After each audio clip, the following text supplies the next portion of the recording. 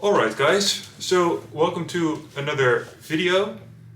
In this video I want to talk about Byron Katie's The Work. So this is a method called The Work developed by Byron Katie. And Byron Katie is a very famous therapist these days, but in the 80s she was actually really depressed. And then one day she realized that what was causing her depression was that she was believing her own negative thoughts. Thoughts that were not necessarily even true. So she developed a method that allows you to inspect your own negative thoughts and your own negative feelings, especially towards other people. So this is a really great method if you are experiencing a struggle or a fight with another person, and then you can really challenge your own thoughts, your own negative thoughts that are contributing to this fight probably. And I want to show it to you today. I want to take an example from my own life. The example is that a few days ago I have a friend called John. He is also working in personal development, and he asked me to give feedback on his workshop or on the material that he was planning to use for his workshop. I had a few other very pressing deadlines and I completely forgot to have a look at his work, and he got very angry and accused me of, he accused my behavior and was very judging of my behavior, and then that made me very angry and hurt. So I just want to use this example to take you through the method. What we see here is that I created a template that you can use. I'll put a link in the description of the video and you can download it on my Google Drive, this template.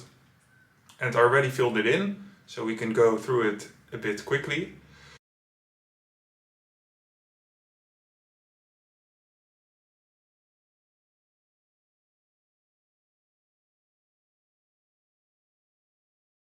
So the first section is about getting your thoughts of the situation and maybe your judgments about the other person to the surface. So the first question is, in this situation, who angers, confuses, hurts, saddens, or disappoints you, and why? And then you're supposed to fill in, I am blank, and so I am an emotion with someone's name because. And then in my example it would become, I am hurt by John because he is accusing me of being a non-empathetic, selfish person. Right? Question number 2. In this situation, how do you want him or her to change? What do you want him, her to do? I want name to, and then in my example it becomes, I want John to see that he is wrong. I want him to be more forgiving.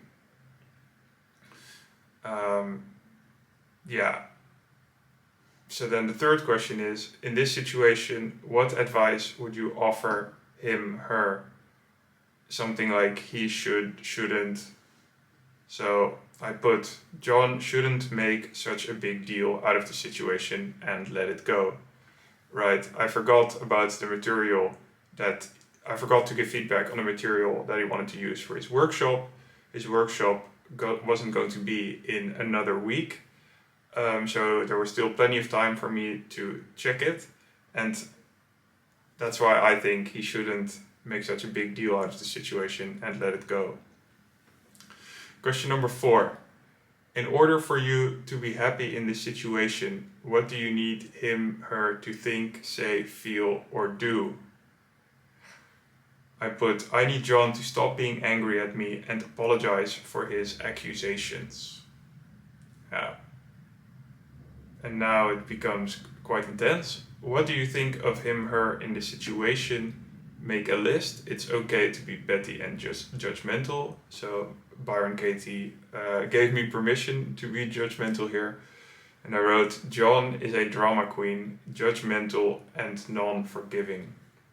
Yeah, because I think he's making a big fuss out of something small, and I think he should forgive me for it, which he is not doing.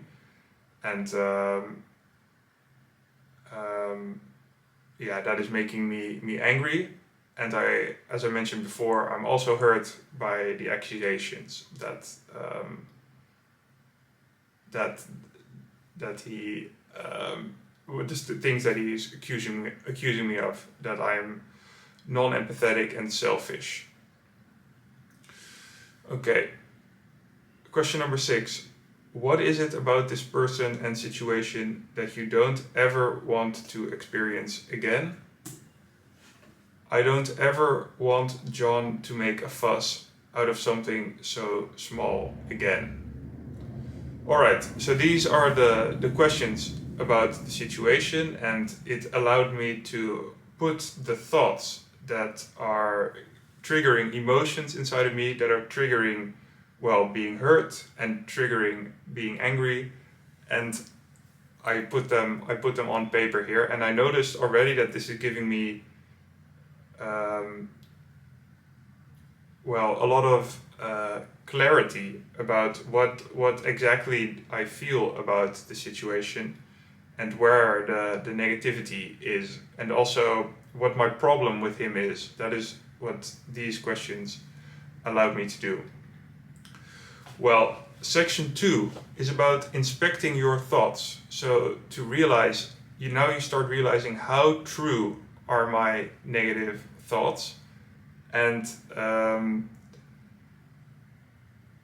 yeah, basically that. So for your answer to question 1 in section 1, ask the following questions. So this is the answer: I am hurt by John because he is accusing me of being a non-empathetic, selfish person. Am I hurt? Yes. Can you absolutely know that's true? Yes. How do you react? What happens when you believe that thought? So when I believe that I am hurt because of his accusations, what happens to me? What does it trigger? And what happens is that I become very sad and also angry that his accusations hurt me. That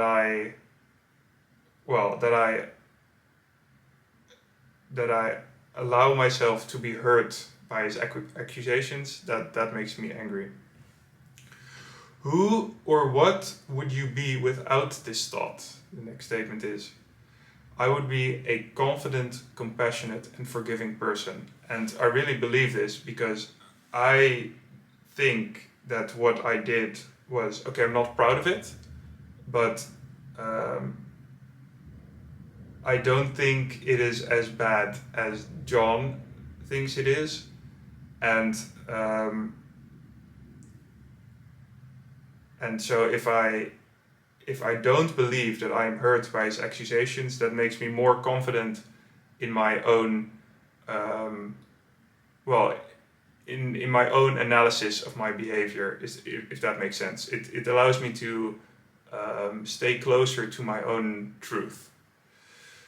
And I feel compassionate and forgiving because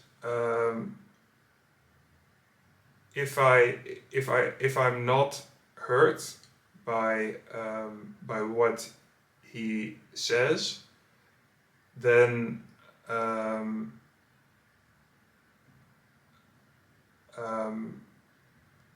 then all of a sudden I feel a lot more loving towards him instead of being hateful and bitter about it. And if I stop believing that I am hurt, then I feel compassion for him, and I also feel that I forgave him for his accusations.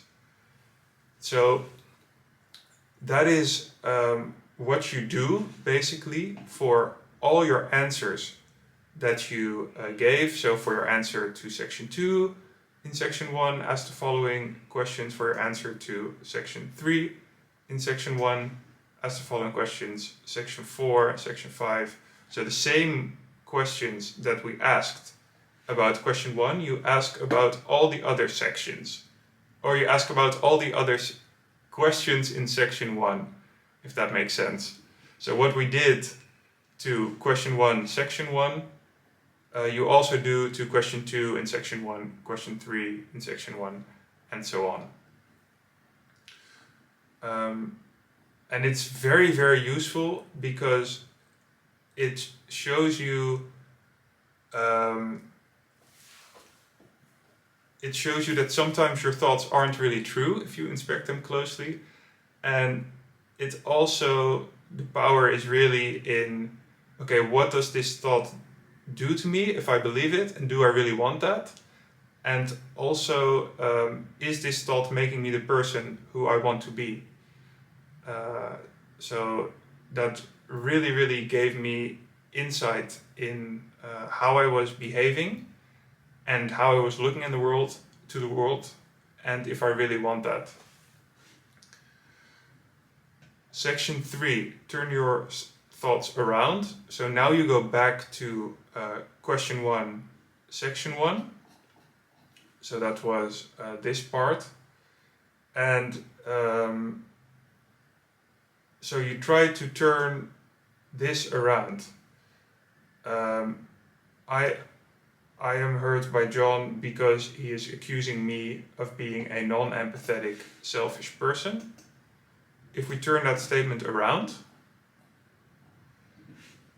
it can become, I am accusing John of being a non-empathetic, selfish person, which is true, right? He is saying that I am non-empathetic and selfish because I chose to work on my own deadlines instead of the task that he gave me. And I am saying that he is non-empathetic and selfish because he is not willing to, not willing to forgive me, and not willing to understand that I had those important deadlines. And that's why I think he is selfish. So that's very, very interesting that that the thing that I am accusing him of, I notice I'm also doing myself. So that's really the power of turning these thoughts around. I want to do one more with you.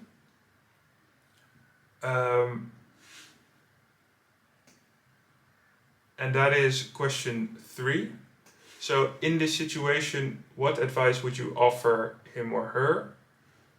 John shouldn't make such a big deal out of this situation and let it go.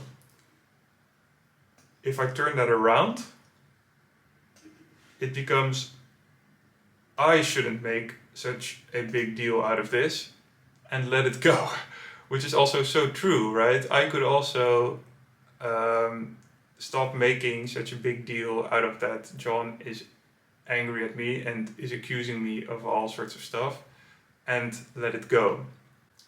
So what I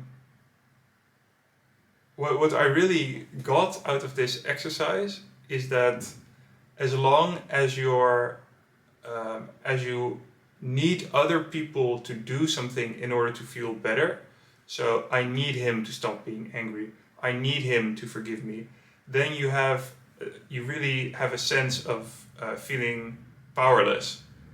But if you question your own thoughts and ask yourself, okay, do I really need him to forgive me in order to and apologize for those accusations in order to move on with my life? Then you no longer feel this that you're powerless. You feel independent, and I also am able to from there regain my sense of compassion for him, and it allows me to forgive him also. So I notice that it also makes me a lot more loving. Anyway, I highly, highly, highly recommend that you guys check out this method, that you look at the template that I will put on the drive, and that you test it out yourself if you encounter a struggle or a fight with another person, or an argument. Let me put it like that, an argument. Okay, I'm going to leave it at this. Thank you.